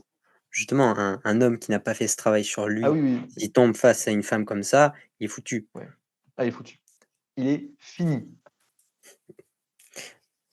Oui, juste pour les femmes préciser, développer ça sans tomber dans la triade diabolique, on renvoie à un peu tout à l'heure. On précise pas quelle triade. Mmh. Hem, Et OK. peut-être, je te laisse rebondir après, Romain, mais Bah, est-ce que tu as déjà vu des femmes qui ont développé ces skills, Rémi? C'est, de prosodie notamment, de charme donc forcément, mais de prosodie, c'est un truc que j'ai, parce qu'à part du coup les filles que je connais qui ont fait du théâtre, tu vois, qui savent mieux communiquer que, la moyenne des filles, tout simplement parce qu'elles font de l'impro, elles parlent, elles apprennent des textes, donc il y a un vocabulaire. Des filles aussi qu'on lit beaucoup de littérature, tu vois? Qui ont un vocabulaire plus développé. Hem, j'ai jamais vraiment, ouais, vu de femmes pour le moment en physique. qui a développé ça, son paroxysme, tu vois? Qui a vraiment une capacité de communication absolument, ultra développée. Par contre, je sais, j'ai déjà entendu dire qu'il y a pas mal de filles, donc d'ailleurs, il faudrait que je regarde et que je check l'archétype de personnalité, qui font du mirroring, hem, Je souvent. te donne en mille. Ouais. J'ai trouvé 2 types deux archétypes principalement, OK. ESTP, ISTP. ESTP, Femmes. ISTP. OK, intéressant.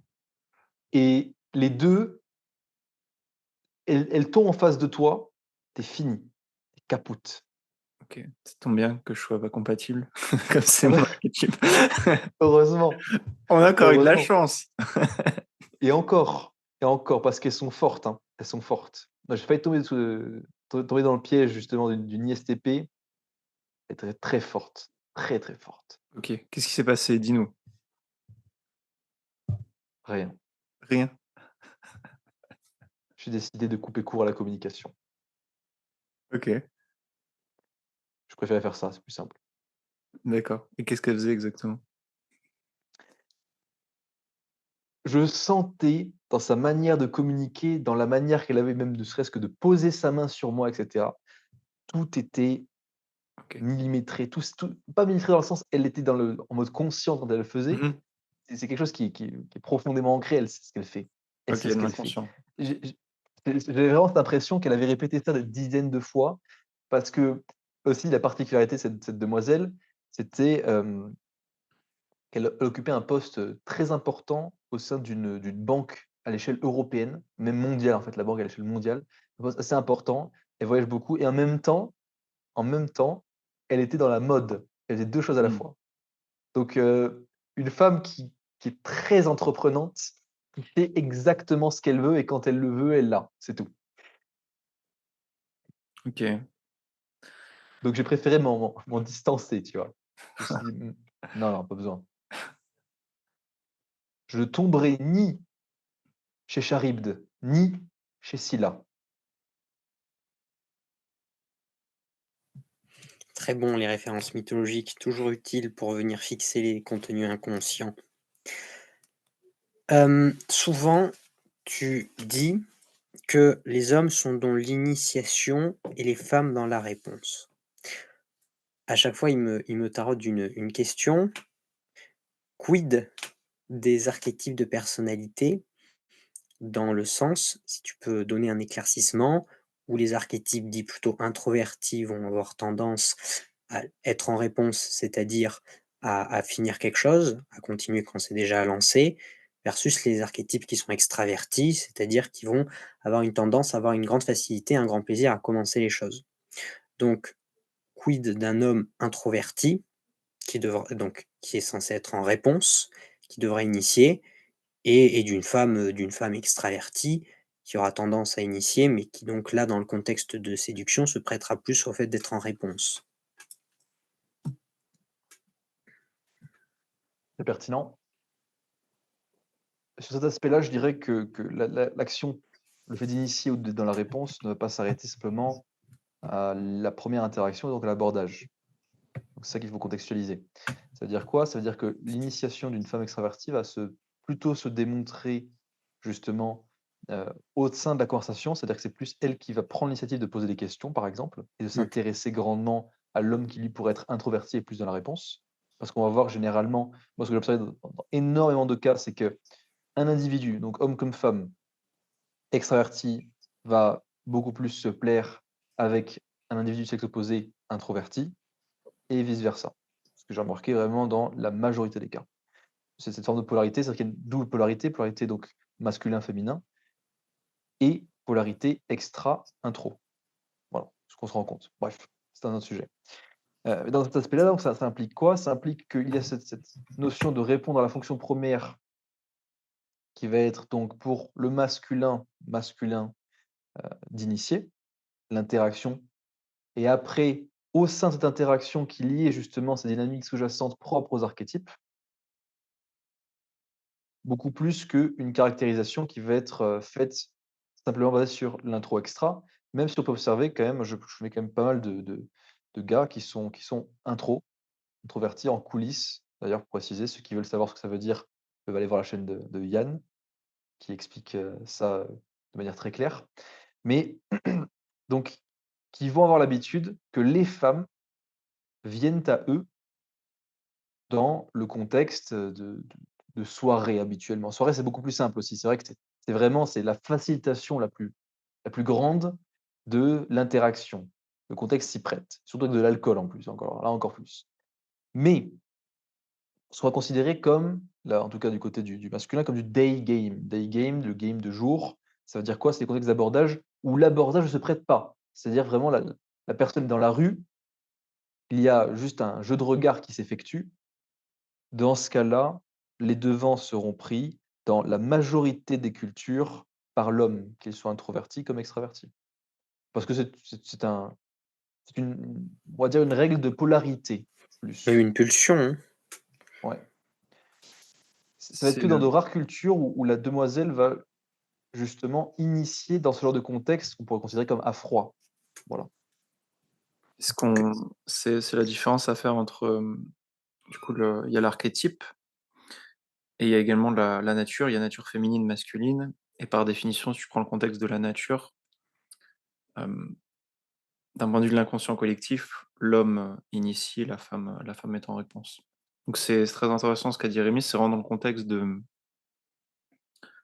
du moment où tu vas initier la conversation que là, la dynamique extravertie, introvertie va se reprendre. Parce qu'en fait, tu inities la chose.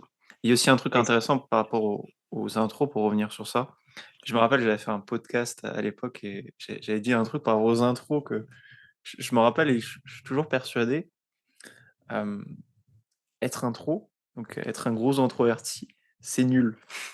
Dans le sens où vous avez moins d'opportunités dans la vie, enfin rester chez vous, ne pas bouger, hem, ce n'est pas optimal pour obtenir le bonheur, c'est-à-dire, le succès, les femmes, des amis. Les introvertis, comme c'est des introvertis, ont souvent tendance à être dans une analyse supérieure aux extravertis, qui sont toujours, tout seuls dans leur coin, donc ils font que raffiner, analyser les choses tout le temps, tout le temps. Donc c'est une habitude qu'ils prennent. Néanmoins, je peux vous le dire en tant que gros introverti, pour tous les mégas introvertis qui vont voir ce podcast et aussi ceux qui sont, voilà, forcément timides.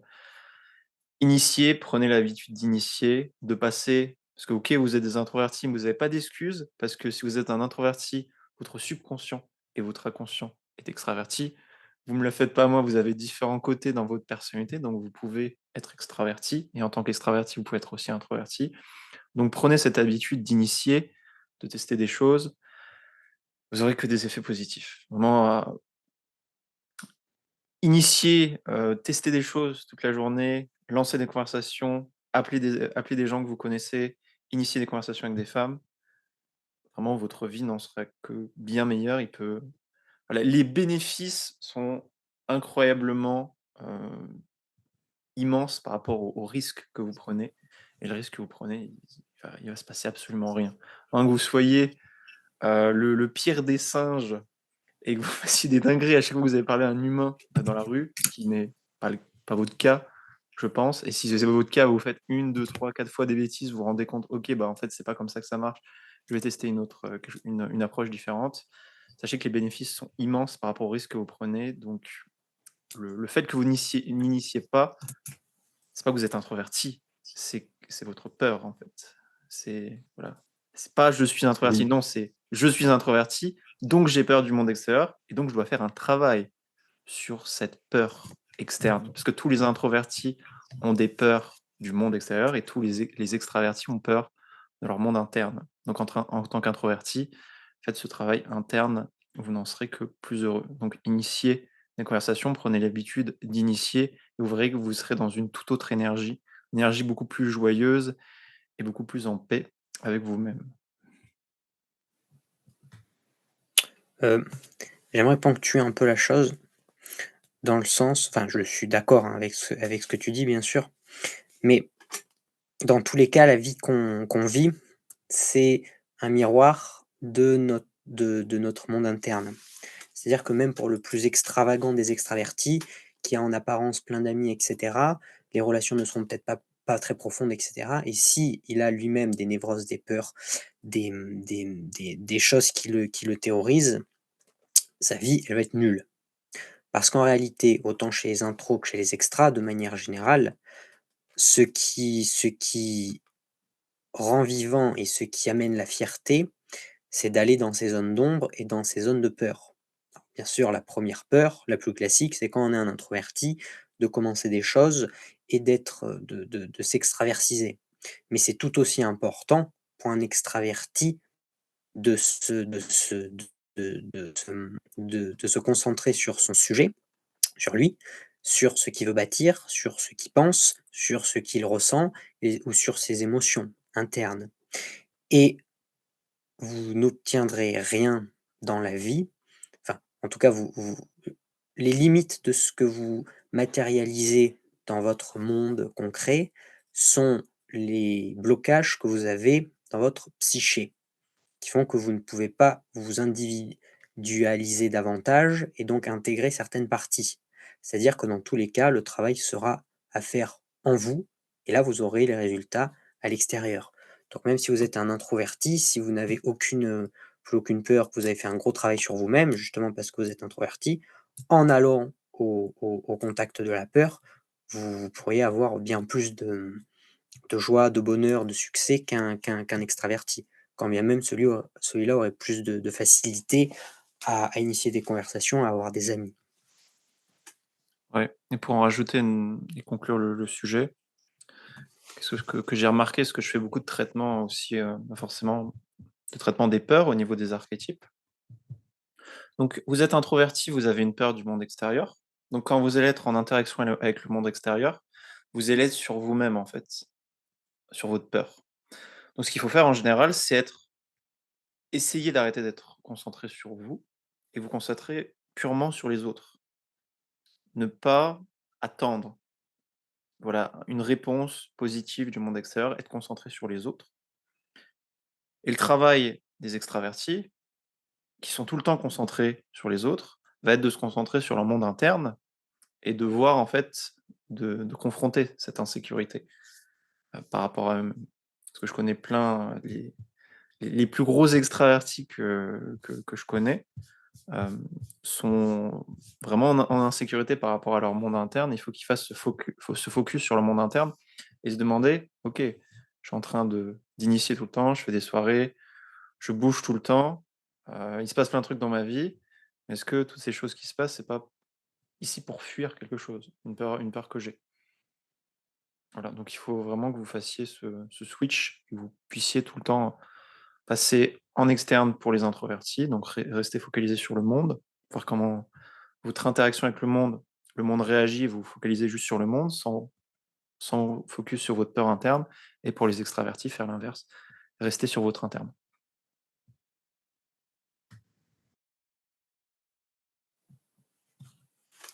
Ainsi parla Zarathustra.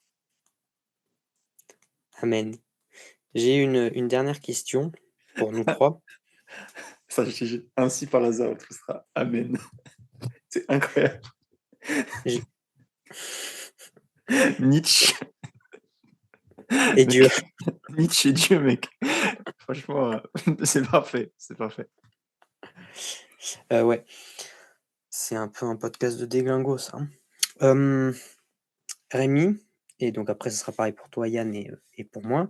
Est-ce que tu as une référence, c'est-à-dire un livre, un film, une citation, une vidéo que tu conseilles, que tu recommandes aux gens pour qu'ils s'élèvent et qu'ils deviennent, meilleurs?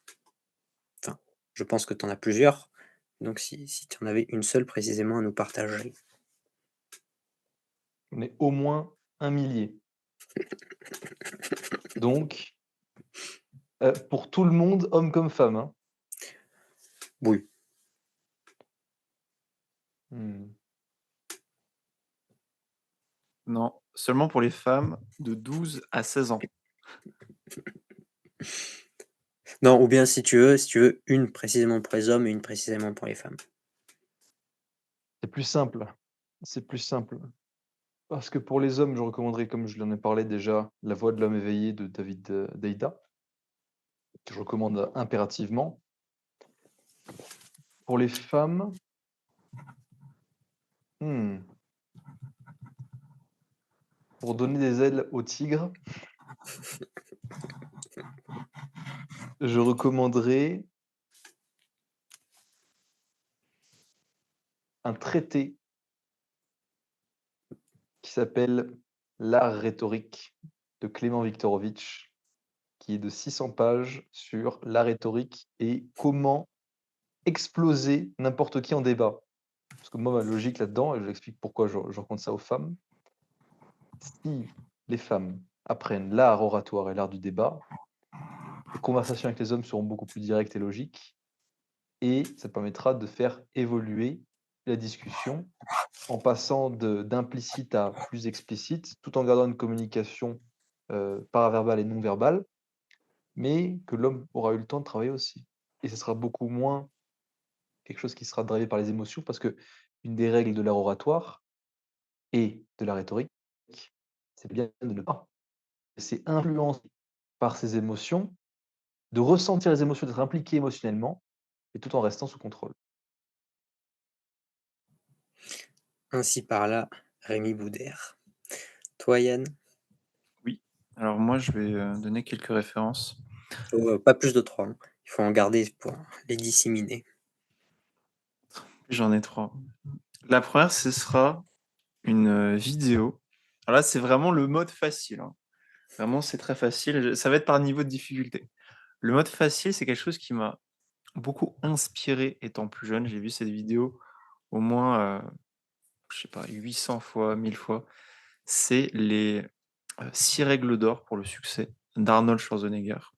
C'est une vidéo qui dure à peu près 5 minutes où Arnold Schwarzenegger parle avec une musique épique en fond où il explique les 6 règles d'or pour le succès. Voilà, trust yourself, take care of others, donc prendre soin des autres, work hard. Et je regardais cette vidéo tous les matins pendant plusieurs années et ça m'a vraiment inspiré parce que la particularité d'Arnold Schwarzenegger, c'est qu'il a un archétype assez puissant pour donner de la vision. C'est un archétype qu'on appelle le stratège, qui a une fonction cognitive qui s'appelle NI en héros. NI, c'est quoi? C'est la volonté, c'est le fait de savoir la direction qu'on prend, le fait d'être sûr de soi. Ça correspond vraiment à la sorte de confiance. Et c'est une vidéo très inspirante que je vous invite à regarder, qui est très manpower quand vous la regardez. Donc c'est très puissant pour les gars. Je l'ai déjà montré et fait regarder à plein de monde. Pour les filles, vous pouvez tester. Je sais pas ce que ça donne chez les filles. Faites un feedback si vous regardez cette vidéo, juste pour voir, ce que ça donne en termes de résultats. Donc voilà, petite vidéo, Arnold Schwarzenegger, ça c'est vraiment le basique et du coup, si vous voulez travailler sur une compétence, bah, c'est motivant. Premier livre, qui est un de mes livres, favoris en termes de compréhension et d'efficacité, c'est le 20-80 de Richard Koch. Donc pour rappel, le 20-80, 20 des résultats impliquent 80 des résultats. 20 des actions impliquent 80 des résultats. C'est le principe Pareto et il y a un livre qui a été écrit à ce sujet par un monsieur qui s'appelle Richard Koch, qui est le principe du 20-80 où il explique par A plus B que le 20-80 c'est la vie, l'effet de levier, ça marche extrêmement bien et donc quand vous savez manier le 20-80, vous avez par définition un pouvoir absolument immense parce que en 20 d'efforts, vous pouvez obtenir 80 de résultats. Donc c'est un livre qui est vraiment, si je devais mettre une note à ce livre, c'est 10 sur 10. C'est un livre qui est absolument incroyable. Et le deuxième livre que j'ai ici, qui est un livre un peu plus complexe, qui n'a pas été traduit en français, c'est ce bouquin, L'éducation des millionnaires de Michael Ellsberg. Et dans ce bouquin, c'est un copywriter qui explique son cheminement. Donc c'est à moitié du storytelling et à moitié un bouquin sur la vision. Il explique en fait comment développer des compétences et comment il a développé en fait sa compétence de copywriter, comment il gagne de plus en plus d'argent au fil du temps. Et il explique un concept très intéressant qui s'appelle le concept du bootstrapping. Dès que vous gagnez de l'argent, donc imaginons que vous faites une activité et qui vous rapporte 3 000 €. Sur ces 3 000 €, vous avez dépensé une partie de cet argent pour regagner en fait en compétences. Si vous avez bien fait votre travail, plutôt que gagner 3 000 € le mois suivant, vous gagnez 3 300 €. et vous allez dépenser encore plus d'argent, forcément, par exemple 10 de l'argent que vous gagnez en compétences et vous allez faire ça, ainsi de suite. Et si vous regardez autour de vous le nombre de personnes chez vous, dans votre famille, dans vos amis qui fait cette chose, vous pouvez voir qu'il y a absolument personne. Je peux vous dire que je connais des gens qui travaillent sur ça, qui mettent une partie de leur argent dans leurs compétences et c'est un moyen incroyable. Enfin, je connais personne qui fait ça, ou que ça ne marche pas pour lui. Si vous faites ça, forcément, vous allez réussir parce que vous faites par définition quelque chose que personne ne fait, c'est-à-dire de mettre de l'argent dans vous-même, dans vos compétences. Et pour rappel, le meilleur investissement que vous pouvez faire, si vous êtes, disons, à moins de 10 000 € par mois, voire même peut-être même moins de 100 000 € par mois, c'est de l'investissement en vous-même. Plutôt que d'acheter des actions, de vouloir se lancer dans quelque chose de risqué, ou dans des choses pas forcément rentables. Quand on parle d'actions, par exemple d'acheter des actions à dividendes, ça peut être très bien. Concentrez-vous principalement sur le fait d'augmenter en compétences. Parce que ça va augmenter votre levier, qui est votre levier de faire de l'argent sur le maintenant. Et là, je parle du coup juste d'argent. Du coup, c'est pareil pour ce qui concerne la valeur sociale, économique. Voilà. Lisez des livres pour augmenter en compétences. Il y a aussi des bouquins comme Excellence de Robert Greene, que j'ai commandé mais que j'ai pas encore lu, qui est un très bon livre apparemment. Je crois que tu l'as lu, Rémi? Non. Non, tu l'as pas lu. Ok. Quelqu'un d'autre l'a lu. Quelqu'un d'autre de notre entourage l'a lu. Je l'ai lu. Voilà, c'est toi, Romain, qui l'a lu? Ok. Et oui. Voilà. Donc, Le film manquant. le chien manquant. En résumé, petite vidéo d'Arnold Schwarzenegger, le 2080 et The Education of Millionaire. Euh, Livre qui est seulement en anglais, mais qui est extrêmement puissant. Je te laisse terminer, Romain. Comment fait-on, Romain, pour développer les compétences? Donne-nous des ressources. Merci Yann. Alors, je vais donner une ressource pour devenir un monstre en entrepreneuriat et je vais donner une ressource pour augmenter davantage son niveau de sagesse. La ressource sur l'entrepreneuriat, c'est Sam Owens, qui est également un INTJ, donc l'archétype de Arnold Schwarzenegger, qui a des concepts intéressants qui peuvent être notés et mis en place.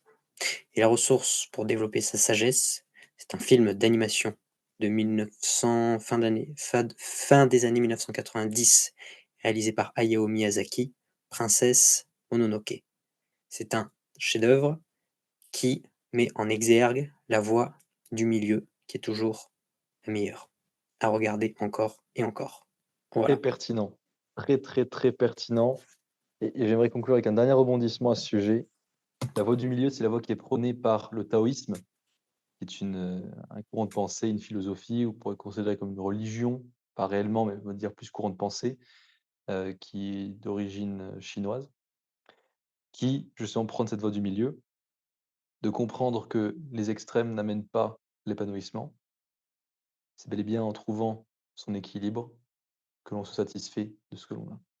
Merci à toi, Romain. Merci à toi, Rémi. J'espère que vous avez apprécié ce podcast. Si vous avez le moindre commentaire, la moindre remarque, je vous invite à nous faire vos suggestions en commentaire. Et abonnez-vous. Abonnez-vous, suivez le podcast, ça va devenir de plus en plus intéressant, puissant et utile pour vous. Je vous souhaite à tous une très belle journée, une très belle soirée, et je vous dis à la prochaine. Au revoir. Au revoir. Salut!